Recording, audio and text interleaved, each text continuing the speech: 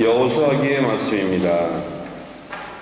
그무렵 주님께서 여호수아께 말씀하셨다. 내가 오늘 너희에게서 이집트의 수치를 치워버렸다. 이스라엘 자손들은 길갈에 진을 치고 그달 19날 저녁에 예리고 벌판에서 파스카 축제를 지냈다. 파스카 축제 다음날 그들은 그 땅에 소출을 먹었다. 바로 그날에 그들은 누룩 없는 빵과 볶은 밀을 먹은 것이다.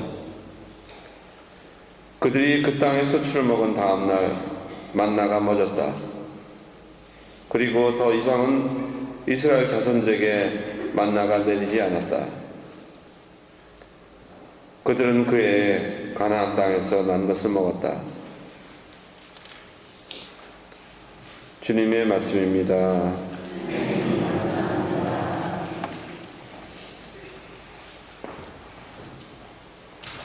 주님이 얼마나 좋으신지 너희는 맛보고 깨달아라.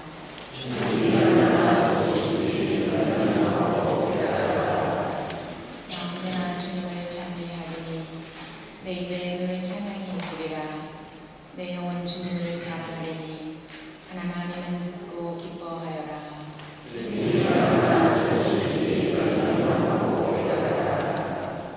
나와 함께 주님을 칭송하여라. 우리 모두 그 이름 높이 기리자. 주님을 찾았더니 응답하시고 온갖 두려움에서 나를 구하셨네. 주님을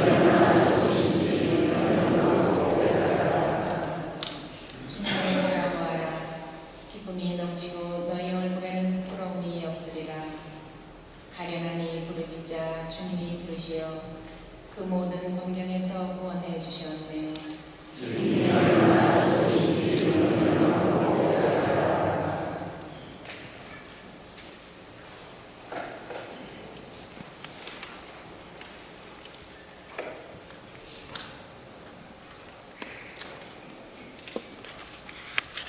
사도 바오로의 고린도 2서 말씀입니다.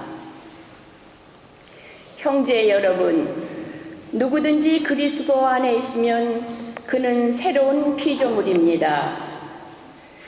옛 것은 지나갔습니다. 보십시오, 새 것이 되었습니다. 이 모든 것은 그리스도를 통하여 우리를 당신과 화해하게 하시고 또 우리에게 화해의 직분을 맡기신 하느님에게서 옵니다. 곧 하느님께서는 그리스도 안에서 세상을 당신과 화해하게 하시면서 사람들에게 그들의 잘못을 따지지 않으시고 우리에게 화해의 말씀을 맡기셨습니다. 그러므로 우리는 그리스도의 사절입니다. 하느님께서 우리를 통하여 권고하십니다. 우리는 그리스도를 대신하여 여러분에게 빕니다. 하느님과 화해하십시오. 하느님께서는 죄를 모르시는 그리스도를 우리를 위하여 죄로 만드시어 우리가 그리스도 안에서 하느님의 의로움이 되게 하셨습니다. 주님의 말씀입니다.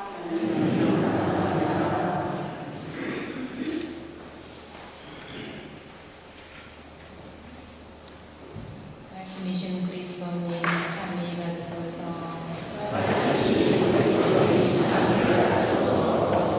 일어나 아버지께 가서 말하리라. 아버지, 제가 하늘과 아버지께 죄를 지었나이다.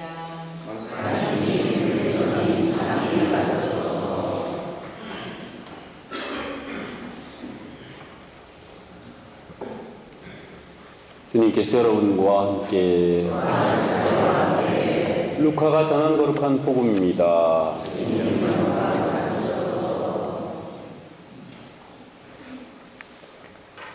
그때 세리들과 죄인들이 모두 예수님의 말씀을 들으려고 가까이 모여들고 있었다. 그러자 바리사이들과 율법학자들이 저 사람은 죄인들을 받아들이고 또 그들과 함께 음식을 먹는군 하고 투덜거렸다. 예수님께서 그들에게 이 비유를 말씀하셨다. 어떤 사람에게 아들이 둘 있었다. 그런데 작은 아들이 아버지, 재산 가운데에서 저에게 돌아올 몫을 주십시오 하고 아버지에게 말하였다. 그래서 아버지는 아들들에게 가산을 나누어 주었다. 며칠 뒤에 작은 아들은 자기 것을 모두 챙겨서 먼 고장으로 떠났다. 그러고는 그곳에서 방종한 생활을 하며 자기 재산을 허비하였다. 모든 것을 탕진하였을 즈음 그 고장에 심한 기근이 들어 그가 곤궁에 허덕이기 시작하였다. 그래서 그 고장 주민을 찾아가서 매달렸다. 그 주민은 그를 자기 소유의 들로 보내어 돼지를 치게 하였다. 그는 돼지들이 먹는 열매 꼬투리로라도 배를 채우기를 간절히 바랐지만 아무도 주지 않았다. 그제야 제 정신이 든 그는 이렇게 말하였다. 내 아버지의 그 많은 품팔이꾼들은 먹을 것이 남아도는데 나는 여기에서 굶어 죽는구나. 일어나 아버지께 가서 이렇게 말씀드려야지. 아버지, 제가 하늘과 아버지께 죄를 지었습니다. 저는 아버지의 아들이라고 불릴 자격이 없습니다. 저를 아버지의 품팔이꾼 가운데 하나로 삼아 주십시오. 그리하여 그는 일어나 아버지에게로 갔다. 그가 아직도 멀리 떨어져 있을 때에 아버지가 그를 보고 가엾은 마음이 들었다. 그리고 달려가 아들의 목을 껴안고 입을 맞추었다. 아들이 아버지에게 말하였다. 아버지, 제가 하늘과 아버지께 죄를 지었습니다. 저는 아버지의 아들이라 불릴 자격이 없습니다. 그러나 아버지는 종들에게 일렀다. 어서 가장 좋은 옷을 가져다 입히고 손에 반지를 끼우고 발에 신발을 신겨라. 그리고 살진 송아지를 끌어다가 잡아라. 먹고 즐기자. 나의 아들은 죽었다가 다시 살아났고 내가 잃었다가 도로 찾았다. 그리하여 그들은 즐거운 잔치를 벌이기 시작하였다. 그때의 큰아들은 들에 나가 있었다. 그가 집에 가까이 이르러 노래하며 춤추는 소리를 들었다. 그래서 하인 하나를 불러 무슨 일이냐고 묻자 하인이 그에게 말하였다. 아우님이 오셨습니다. 아우님이 몸송이 돌아오셨다고 하여 아버님이 살찐 송아지를 잡으셨습니다. 큰아들은 화가 나서 들어가려고 하지 않았다. 그래서 아버지가 나와 그를 타이르자 그가 아버지에게 대답하였다. 보십시오. 저는 여러 해 동안 종처럼 아버지를 섬기며 아버지의 명을 한 번도 어기지 않았습니다. 이러한 저에게 아버지는 친구들과 즐기라고 염소 한 마리 주신 적이 없습니다. 그런데 창녀들과 어울려 아버지의 가산을 들어먹은 저 아들이 오니까 살진 송아지를 잡아주시는군요. 그러자 아버지가 그에게 일렀다. 얘야, 너는 늘 나와 함께 있고 내 것이 다 내 것이다. 너의 저 아우는 죽었다가 다시 살아났고 내가 잃었다가 되찾았다. 그러니 즐기고 기뻐해야 한다. 주님의 말씀입니다.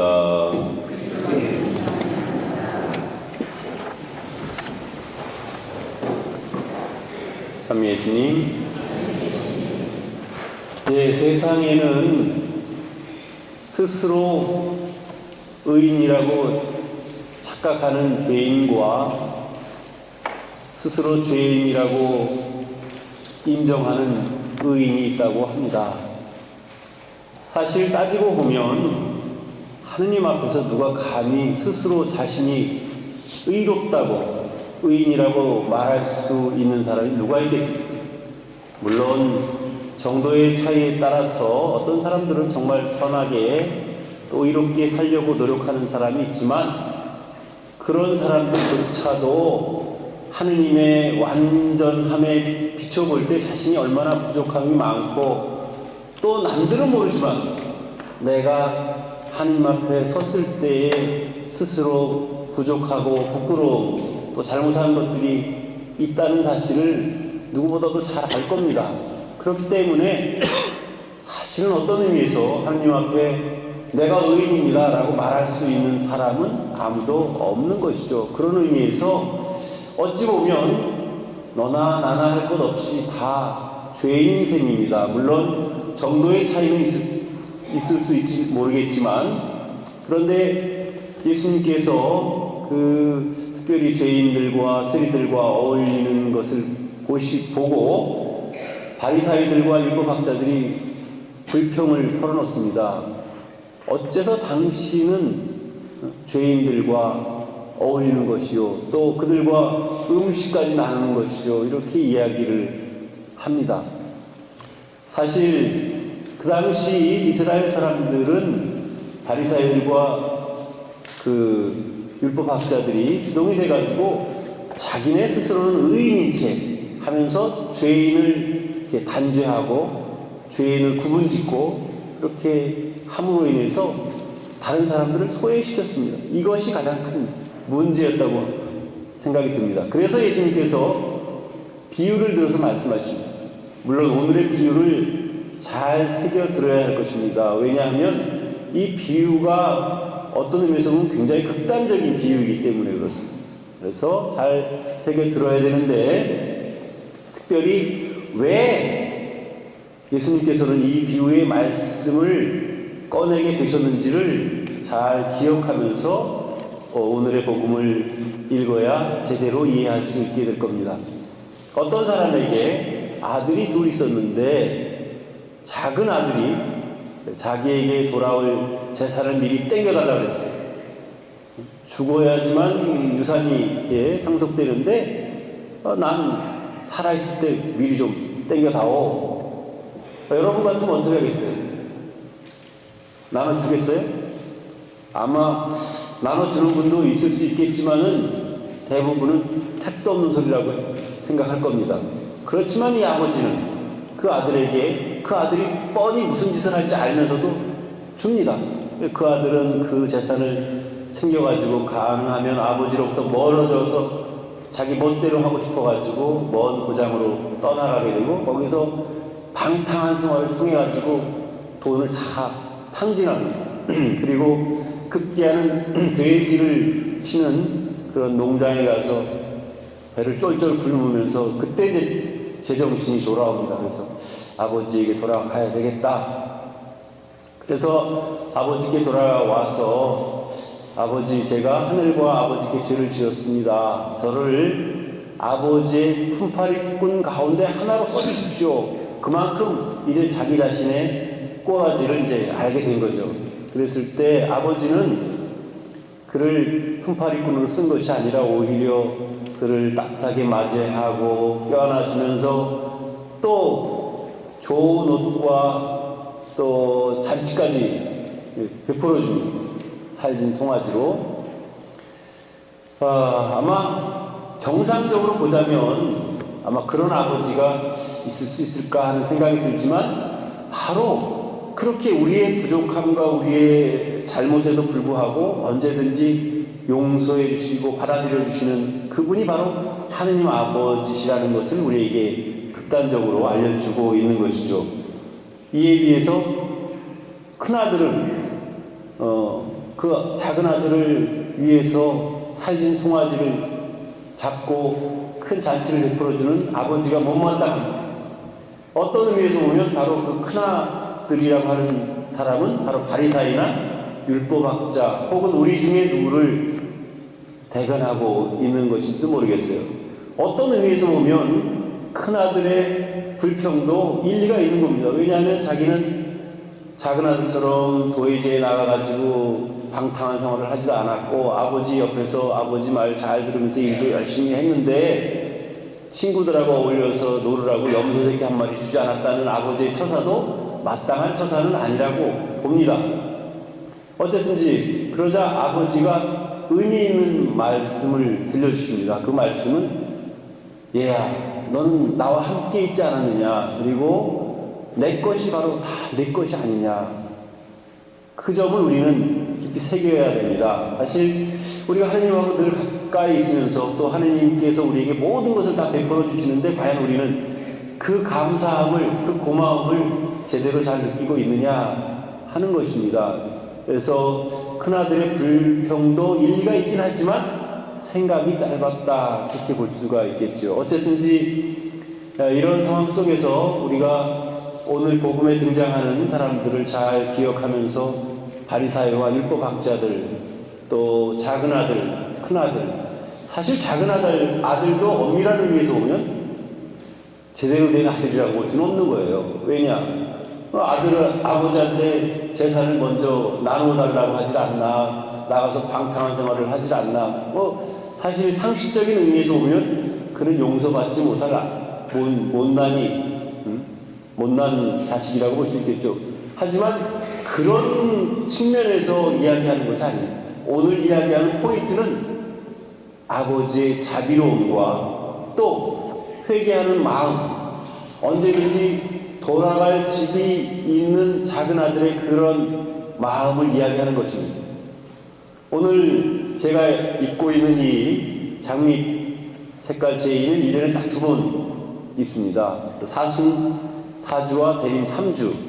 그래서 왜 그러면 이런 장밋 제의를 입느냐 하면 우리는 지금 고통을 받고 또 사순 시기를 보내고 있지만 우리의 이 고통과 우리의 힘든 거는 희망을 가지고 있다는 겁니다. 마치 작은 아들이 아무리 그 돼지농장에서 고생을 하지만 그래도 최소한 돌아갈 집이 있다는 거, 비빌 언덕이 있다는 거, 이거를 깨우쳐주고 있는 것이죠. 어떤 의미에서 그렇기 때문에 더 이상 일어설 수 없는 절망의 나락에 떨어져 있던 그 아들이지만 다시 일어서서 아버지의 집으로 돌아올 수가 있었던 겁니다.